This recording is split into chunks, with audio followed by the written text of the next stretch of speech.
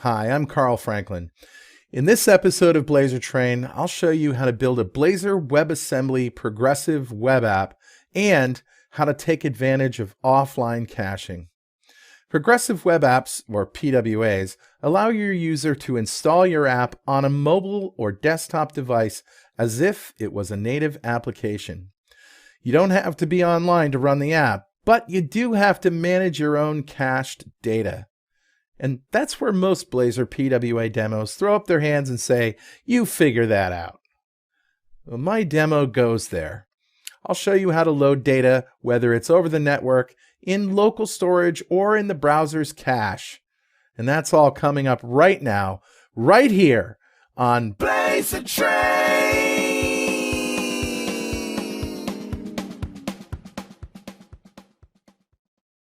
So I'm going to start off with a demo of my Music to Flow by sample PWA application, which you can go to by hitting up mtfbpwa.azurewebsites.net.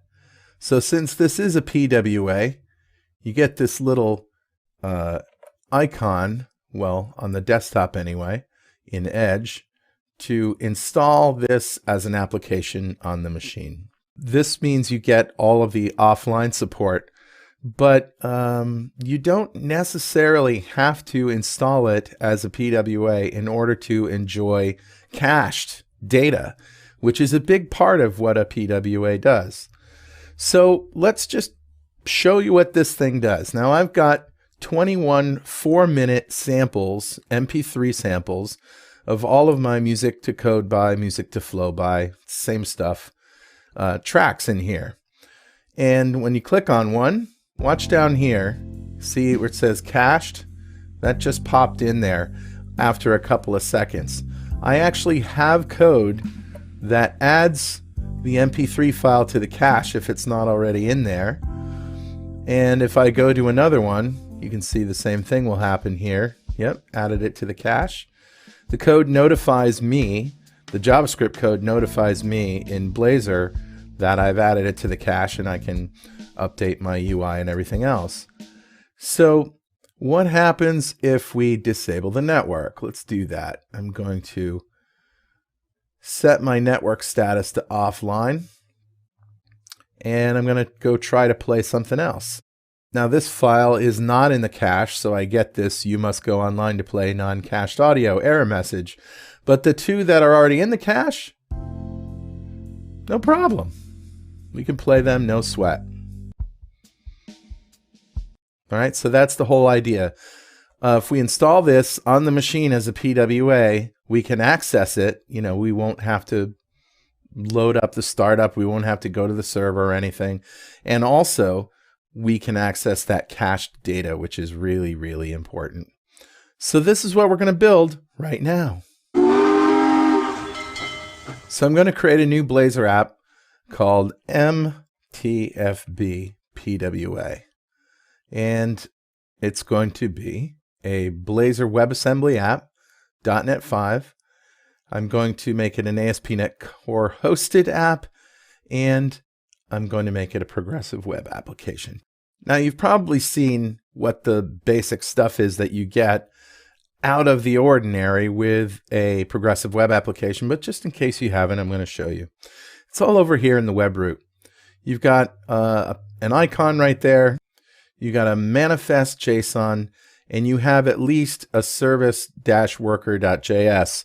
Blazor template gives you this awesome way to create two of them, one for working locally and another one for when we're published. Okay? This is the guy we're going to concentrate on. And it's going to work just fine in Visual Studio as well. So let's take a look at this manifest.json. This is just metadata. The name of the application, a short name, startup URL, relative, of course. It's a standalone. Here's our background color. Here's our theme color. We have an icon, at least one. It's a 512 by 512 PNG. All right, no big whoop. I'm not even going to bother with this. It's an icon, right? You can do with what you want. But if you look over in service worker published, well, take a look at the service worker. Doesn't have much in it. It just says go get stuff. So the service worker published is really where things happen.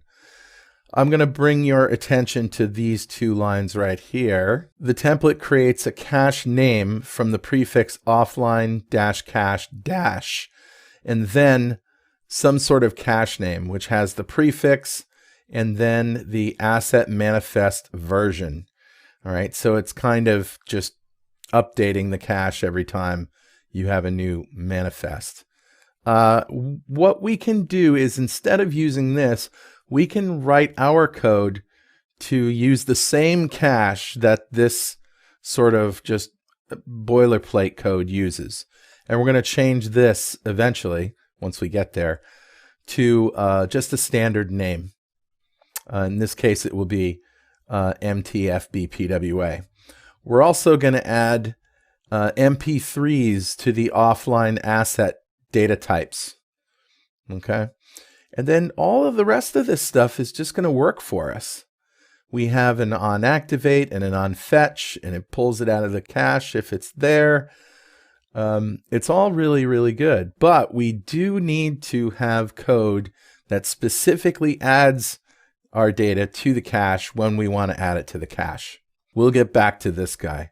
The first thing let's do is add a class to the shared folder called track. This is going to be our single model. So track has an ID, just a number, a title. Time left is that countdown that you saw. It's just a string. I like strings with web stuff, you know. The file name, which is really the URL, a description if you want a description, a date that it was published, a Boolean that tells us whether it's playing or not, a Boolean that tells us whether it's cached or not, and then an error message that we can set specifically on this particular track. And that's what you saw in red when we weren't online. It's telling you you have to go online to play tracks that are not cached. So let's get some tracks, shall we? So right over here, I've got this audio folder. I'm going to bring it to the server and add it there. And the audio folder has my 21 MP3s in it. Again, these are only 4 minutes long, so it's not that big a deal, but I do want to set their action, or their copy to output directory property, to copy if newer. And this is going to be important when we go to publish to Azure. You want to make sure that at least one of those files gets put up there, or else it ain't going to work. All right, now let's add a data folder to the server project. And to the data folder, we're going to add a class called Track Manager. So Track Manager, basically, it takes the place of a database. All right, this is adding tracks to a collection or a list of tracks, and that's really it. So this is where we can manage all the data. And this might look familiar. I did the same architecture with blazortrain.com. All right, I don't have a whole lot of data. It's just easier to put it in a collection. Now let's add a controller. So I've added tracks controller to my controllers folder. And all we're doing is injecting the track manager and using that to return all tracks. It's just a get. Okay, well, since track manager is injected here, we have to add it as a service. So we'll go to startup, add this right here. There's that. And also, we have static files here, these audio files. So we have to tell the system where those are. There you go. So we're adding some static file options, a physical file provider using the audio path and mapping that to the request path /audio. Easy stuff. Now I'm going to open the client properties and add a package here. We're going to use a local storage library. This isn't taking the place of the cache. We're just using local storage for some little stuff. You'll see. Let's make that look good. There we go. Control E, Control D, your friend. All right, now back in the client also, we're going to add a services folder. To that, we're going to add an API service class. All right, so very, very simple. We just have an injected HTTP client, and we have a get tracks method that returns a list of tracks. It's async. It's calling the controller. It's pretty gosh darn simple. Okay, now to program.cs, we have to add a couple of things here. First, we're adding the API service right there as a scoped service. And then we're adding Blazor local storage as well. Okay, now we need some icons. Yes, I know that there were icons already there. There is an icon here. But I'm talking about for my app. My app uses this play button, a pause button, and a little music to flow by graphic. So I'm going to pull those into the www root folder and tell everybody that we want these. Okay, next is the underscore imports Razor file. We need a few using statements here. There we go. Services folder, the shared project, local storage, system IO, and system text JSON. Okay, now I'm going to really simplify the layout. So I'm going to go into shared, main layout Razor. I'm going to take away all this blah, blah, blah, blah right here and just replace it with @body, right? So that means I'm doing my own UI for everything in the layout. Next, let's get into the service worker. Okay, as I said before, this is all great boilerplate stuff. But if you want to use the same cache that this is using, you have to know what the name of it is. And so we are going to hard code the name of this cache to MTFB-PWA. Now the next thing we're going to do is tell our system that we want to cache MP3 files. So that's as easy as adding this .mp3. And that's pretty much for the service worker. The rest of it is all JavaScript. So let's go into our index.html and we'll add some script. Now this is going to work in concert with our index Razor. And maybe we should start there. Let's go to index Razor and add this code here. So we have this all tracks. Of course, that is just a list of tracks. We have a current track and we have an audio player. Funny how that happens. So we've got an ID of player for the audio player. We've also got an ID for the source, player source, because we're going to be accessing both of these from JavaScript. So now we have our list. So for each track in all tracks, we've got this div that's got a little padding and it's got a little background color. I get the background color from whether or not it's playing. So I just have this little back color method that returns track play. If track is playing, returns antique white, otherwise it's white. So tracks that are playing are a different color. That's all. So if we're playing, then I want to show the pause button. And if we're not playing, I want to show the play button. Okay. Now, if there's time left, in other words, we're ticking down, and you'll see where this comes from in a minute. I'm going to show that in blue. If there's an error message, I'm going to show that in red. And now I have the title and the track number and the publish date. And if it's cached, I'm showing in italics cached below that, and then the description. All right. So now here's what's going on. Here's our play. So it's just some simple logic to see if we do have a track that is selected, playing or pausing or whatever. And if it is, then we're going to set the time left to nothing, the play error message to nothing, and then call pause. I'll show you what that does in a second. And then we're setting the new track to be the current track. And if it's, here's where we're checking to see if we're offline. If it's not cached and we're not online, which we get from a JavaScript call is online, we set the play error message to you must go online to play non-cached audio. Otherwise, we're invoking play audio file. We have the URL base, the track ID, and we pass the .NET object reference, which is just this component, this page. So pause invokes pause from JavaScript. And if the current track is not equal to null, we're going to set playing to false. So the next thing we get is a callback stopped. And so this gets called when the audio track has finished playing. So what this does is it automatically plays the next one after this one has finished playing. Now, if you notice, they're listed by ID descending. So 21 is first, then 20, then 19, etc.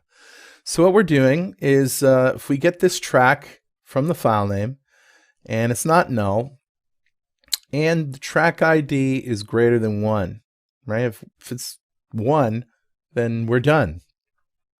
But if it's greater than 1, we're going to take the next one in line, which is -1. We're going to find that next track, and if it's not null, we're going to call play on that to automatically play the next track.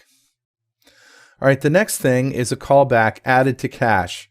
So JavaScript calls us back after we add a file to the cache. We get the file name, we pull it out of the track list. If it's not null, then we set cached equals true on the track, and that updates the UI. So I think the only thing left here is on parameter set async. Yes, it is. So we call the API service to get all the tracks. And this is where the local storage comes in. Remember I told you about that? We're actually saving that list of tracks in local storage. Because remember, this is a PWA, but it's also a WebAssembly application. So this is going to run locally no matter what. So tracks count is going to be 0 if we're not online or if we get an error. And we're going to then look in local storage to see if we have this all tracks JSON. And if we do, we're going to deserialize that into a list of tracks, and we have our tracks. Otherwise, right, we've gotten tracks back. We are online. We serialize those tracks and save them in local storage. Okay? And now for each one of these tracks, we're going to call isFileCached in JavaScript. And by the way, we're just setting playing equals false. So the real power comes in JavaScript. So let's go there. Okay, so here's the cache name prefix plus mtfb PWA. We have a file name variable that exists outside of all the methods. It's global, in other words, because we're going to use it in multiple places. Same with .NET reference. We have this Boolean on ended hooked, and it's probably not named right. It could be just, hooked or something like that. We're going to hook a couple of events on the player. We want to only do it once. So here's our pause method. We find the player, we call pause. Pretty simple. Here's a nice check to see if we're online. Just returning navigator.online, tried and true. So here's play audio file. So whether it's downloaded in the cache, wherever, if we get it from the internet, great. If we don't, we get it from the cache, doesn't matter. We're still going to play it. So we get the file name, which we put together from the URL base, ID, MP3. In the real world, I probably wouldn't do this. I would have obfuscated names or something like that. And now we go on to this call here, isCached. Did I say the caching system is completely separate from service workers, right? The two work together nicely, but they don't have to, you don't have to be a PWA in order to use the cache. So this is a nice little piece of JavaScript that opens up the cache, checks to see if the file is in there, and then returns a Boolean, isCached. And this is a Blazor version of it, window.isFileCache, pass the file name, and you can call this from Blazor with JavaScript interop. But this one is our local JavaScript function. So if it is cached, and remember it's looking at this file name, if it is cached, then we just simply write out to the console, it's in the cache, no problem. If it's not in the cache, we're going to open the cache and add it. And then log added cached file. Now we're going to call that added to cache method in index, which is right here. Right? So this is going to get called. It's going to set track.cache to true and update the UI. Okay, so now we've added it to the cache if it's not in there. Now we're going to play it. So we get the audio reference, and if we haven't yet hooked this event, we're going to set that Boolean to true, and we're going to add 2 event listeners, one for ended on audio, which happens at the very end, remember? So we can call that stopped method and play the next one. And also time update. As the audio plays, we get the current time and we get the duration, and we call that a progress method, which calculates the seconds, the minutes and seconds left, and shows that in the UI. Next, it's just time to play. So here's where the pausing thing comes in, right? If audio source does not equal the URL, meaning that this is either brand new or it's we're not playing this one already, we're going to set the audio source and load it.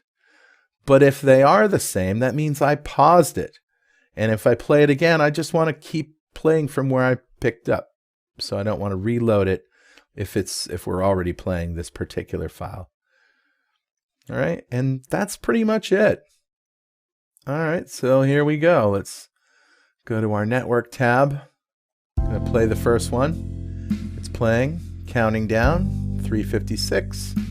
I'll pause it. It's at 354. I'll resume it. It starts where it left off, and all that's good. If I go to play another one, now this guy starts playing. Now these 2 are in the cache. If I set my browser to be offline, now I have this error right here. I must go online to play non-cached audio, but I can still play both of these guys. And that is my PWA special. Back to you in the studio, Carl. So now you have a solid template from which you can implement caching in your own Blazor PWA apps. Your data can be JSON files, text, binary, videos, music, whatever you want. And your customers will thank you for allowing them to use your app on a long flight.